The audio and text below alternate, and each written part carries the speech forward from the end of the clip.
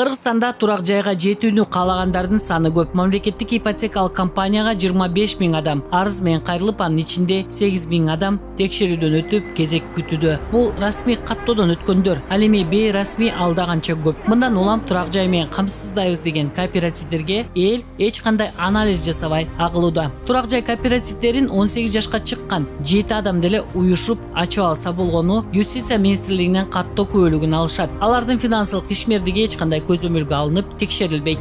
Бүгүнкү күндө 158 турак жай кооперативи катталган биздин бирдиктүү реестр боюнча. Юстиция министрлигинен каттоодон өтөт кооперативдер. 7 адамдан же 7 юридикалык жактан кем эмес жактар уюштурат. Кооперативди уюштурууда 18ге чыккан жарандар болуш керек, жөндөмдүү, укукка жөндөмдүү.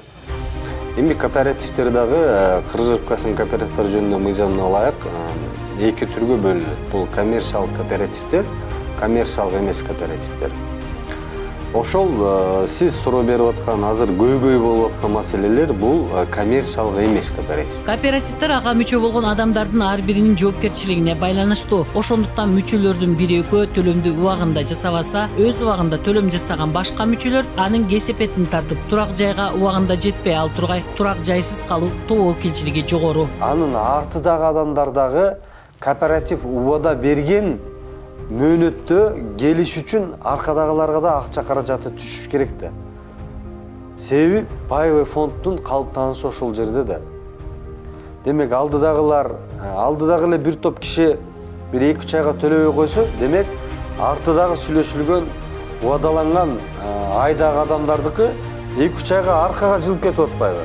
Кооперативдеги мүчөлөрдүн укугу бузулганда аны аныктоо машакаттуу, анткени алар финансылык мыйзам бузууну аныктоо үчүн келишимдерин жана төлөмдөрдүн жүргүзүүнү далилдеп бериши керек. Бирок көп учурда төлөмдөр дагы банк аркылуу жасалбай, кооперативдин кассалары аркылуу жасалгандыктан алар айланткан акчаны эч бир мамлекеттик орган көзөмөлгө албайт. Кооперативдер боюнча жалпы мыйзамда мүчөлөр ыктыярдуу түрдө киргендиктен ар бир адам жоопкерчиликтүү болгондуктан тобокелдик көп.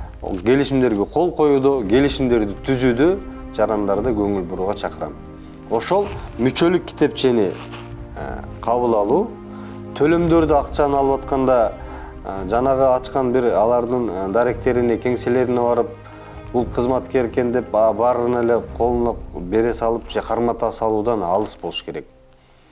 Төлөмдү төлөттүрүп же банктык кредиттик учреждение мекемелер аркылуу төлөтүп, ошонун жанагы чектерин алып, жек ошол кооперативге кабыл алгандыгы боюнча дагы алардын бухгалтериясынан төлөмдөрдү алып колго алыңыздар. Бул 80 жаштагы Назиржан Ибрагимова жогорудагыдай кооперативдердин бирине ишенип $22 000 берип 8 жылдан бери үйдөн жок же акчасын ала албай убара тартып келет. Улан приходил ко мне как хороший знакомый. Улан Байызбеков деген жигитти көптөн бери таанычумун. Ал мага күнүгө апа деп келип, ден соолугумду сурап турчу. Үй салып жатам, арзан батир алып берем деп менден $22 000 алган. Алгандан кийин жоголуп кетти. Чалсам албай ишеничке кирип алдап кетти. Келишимде Капстро компаниясы деп түзүлүп, Назиржан апага Киев менен Үмөталиев көчөсүндө салынып жаткан көп кабаттуу үйгө дагы ээрчитип барып, биринчи кабаттагы батир сиздики деп көрсөткөн. Андан бери 8 жылдан бери үйгө жетпей же акчасын ала албай убара тартууда. С той стороны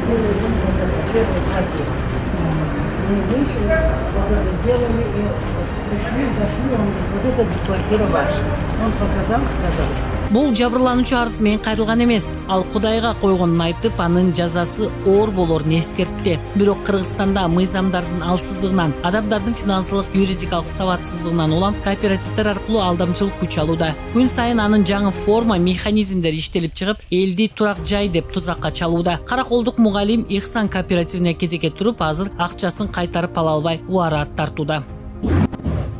71 400 сомдун 35 600 сомун эле 600 сомун эле биз кайда кайтарып бере алабыз. Калган акчасын биз компаниябыздан договорунда жазылган, биз сизге акчасын кайтарып бере албайм дейт. Ошондо менин акчамды кантип кайтарып алсам болот? Деги эле негизи эле мугалимдин 30 000 акчасы 30 000ге жетпеген акча.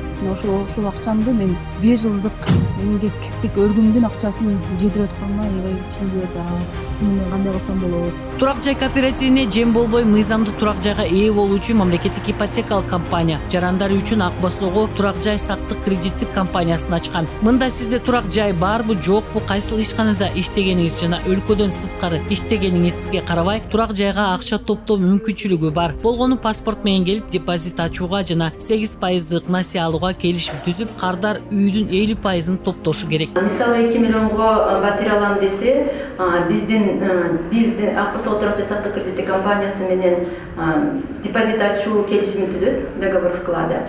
Ошол келишимди түзүү үчүн паспорт гана талап кылынат. Паспорт менен келип, келишимди түзөөрдө ошол керектүү үй алууга керектүү же үй салууга керектүү сумманы аныктап алган болуп, ошол сумманын 50%-ын топтойт. 50%-ын минимум 36 айдын ичинде топтойт.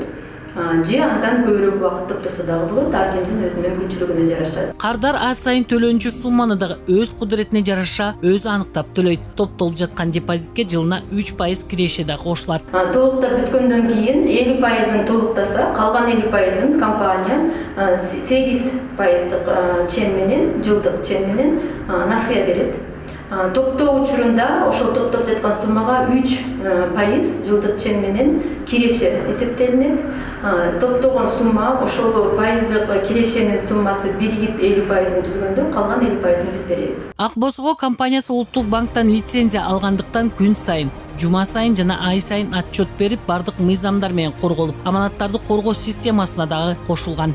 Ак Босого турак жай сактык кредиттик компаниясында эч кандай комиссиялык жыйындар каралган эмес, бир гана ошол пайыздык чен бар, насыянын пайыздык чени. Акча чогултууда, ошол акча каражатын насыя кылып берүүдө эч кандай комиссиялык жыйын каралган эмес. Ал эми ушул кооперативдерде ошол келгенде эле биринчи баштапкы төлөм 4-5%ды түзүп, ал ошол үйдүн суммасынын 4-5% болгондо ошо 200-300 миң чоң көп сумма болуп калат экен. Чыгып кетейин десең, ошол сумма күйүп кетет.